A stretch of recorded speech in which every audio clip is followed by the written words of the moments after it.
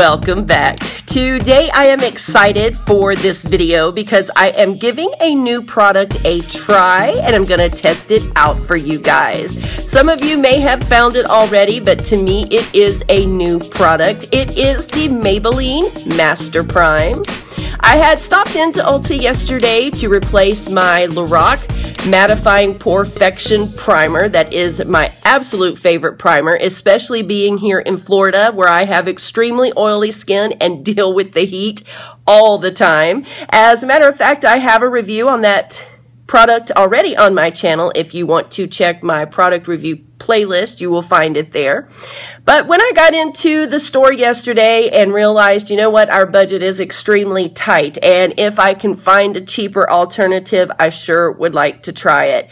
So I did come upon this Maybelline Master Prime. I've never used this before, and I'm a little hesitant because, like I said, my skin is extremely oily, and being here in Florida, it's important to have a really good foundation to build on.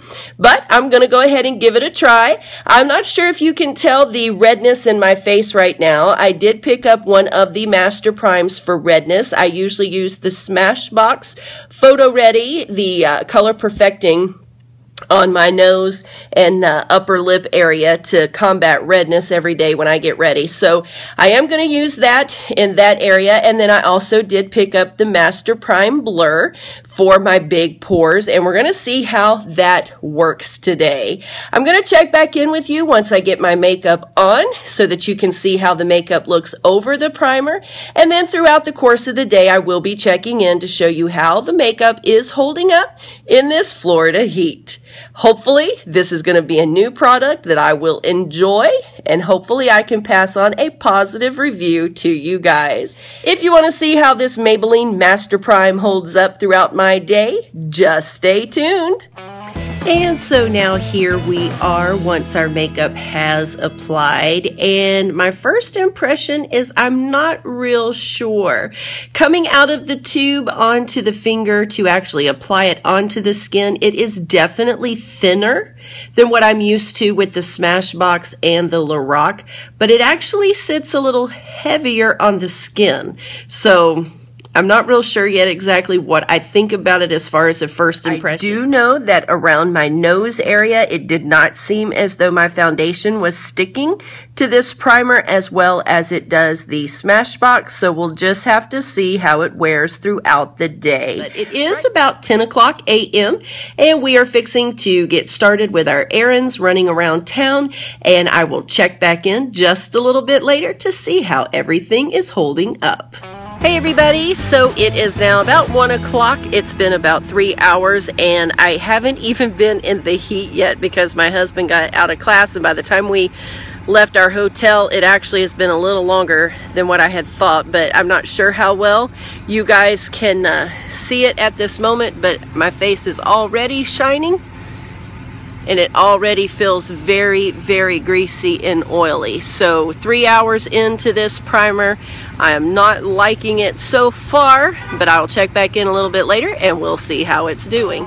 Hey everybody, so it is now right around 4 o'clock. This makeup has been on my face for about 6 hours now, and I'm going to get him to scan in just a little bit closer, and you guys will be able to see that the makeup is definitely starting to look cakey.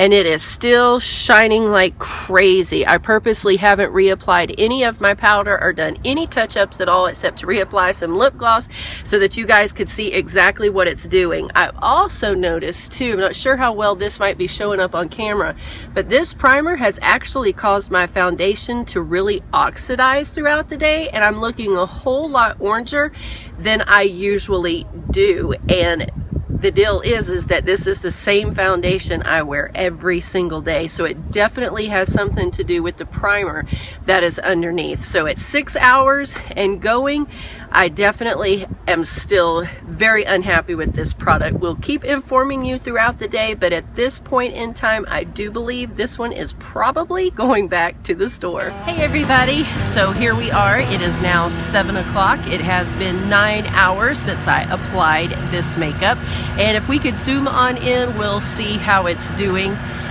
not very well. You can already see that it is beginning to break down, and especially around the nose I can already see some of the redness coming back through. So that color perfecting primer definitely didn't hold up as well as the Smashbox does. Again, I have not reapplied any powder or anything throughout the day, and it's doing, if you had normal skin to dry skin, this probably would work for you. But for those of you with extremely oily skin, you can definitely see the shine. It is not holding off the shine whatsoever. However, it does not claim to be a mattifying primer, so maybe I was expecting just a little bit too much. We'll check back in with you at 10 o'clock. We'll give this a full 12 hours to see what the final result is. Okay, everybody, here it is, 10 o'clock p.m. and it has been 12 hours. I'm not real sure in this lighting how good you can see everything. If you want to bring it on in closer, we'll see what kind of view you get. You can definitely tell that all in the T-zone area here is definitely broken down. The foundation is not as broken down as it has been for me at other times with no primer or with other kind of primers. So this primer definitely did something. And if you were normal to dry skin, then you probably would find that this product would be either good or excellent for you. But for me, with my oily skin, I am definitely going to have to give this just fair. I won't go so far as to say poor, because overall, the makeup still looks okay. This is with no touch-ups at all in 12 hours. And although it is definitely shiny, and although you can definitely see some breakdown in this area, it's not completely gone like it could be. And as with all products, you could have oily skin and this could work great for you. I ran into another girl who has very oily skin that uses this product and she absolutely loves it. So it still is kind of subjective, something that you may want to check for yourself. But for me and my oily skin, I definitely would have to say that I would leave this product alone and go with my Lorac Mattifying Perfection and my Smashbox Color Perfecting Photo Ready primers. Hope you have enjoyed this little review and this test throughout today. If you would like to see more videos like this, definitely give me a thumbs up and leave the comments down below, and I would be happy to test some other things out for you. I want to thank you guys so much for taking time to watch, and we'll see you in the next video.